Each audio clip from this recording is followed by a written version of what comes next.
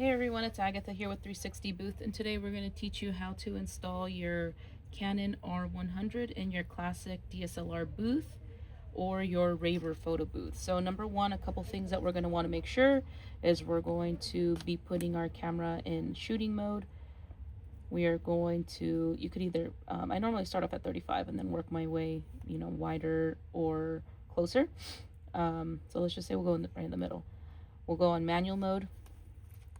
Couple things at the bottom that you're going to need is AC adapter down here, and then on the top SD card, preferably a 200 megabytes per second and faster.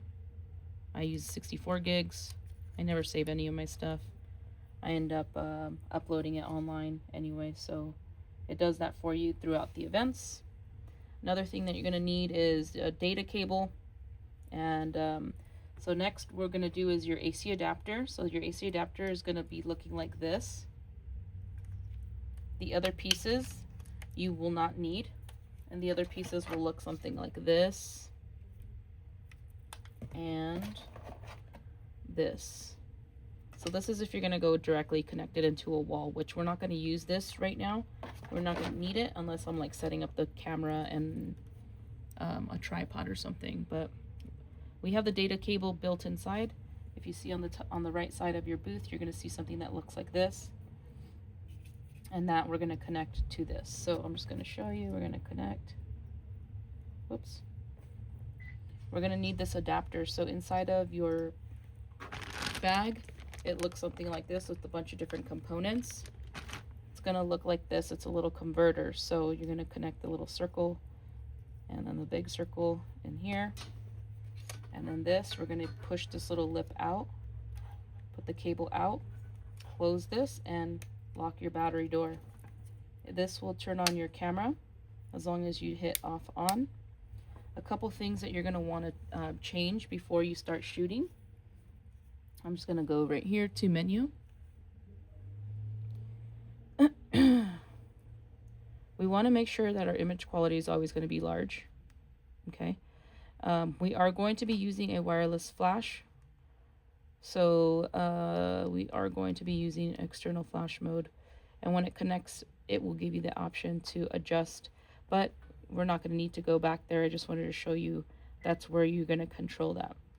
The other things I do want you to change on this is if you were to go all the way out, go back to menu, move over to your wireless settings, and these we're going to make sure that our Wi-Fi settings are off.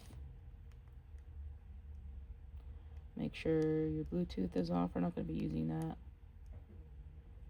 And that's it from there. The next things we're going to go do is we're going to format our card. So click OK, OK. That's going to delete everything from your SD card. And then the next thing that we're going to do under function settings is power saving, and we're going to disable this auto power off. We do not want this to turn off at any time. So once you're done with those settings, you're ready to start shooting.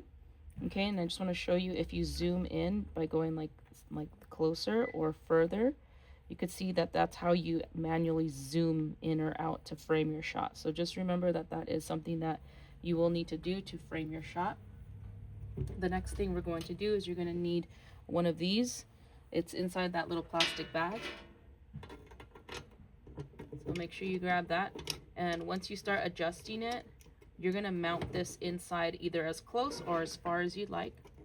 You can also adjust your camera with one of these. So inside this little black thing, there's two screws that you attach, and you can actually mount your camera on its side on here, which is nice. It's convenient in case you want to do those full body shots. Other than that, we're going to move this. You can see this. I'm going to mount it down a little bit so you can see more of what the camera is going to look like. On the right side of the camera, there's also some cables. I'm just going to loosen this so you can see. That cable will have something that looks like this, a USB-C to a USB-A. This will connect here.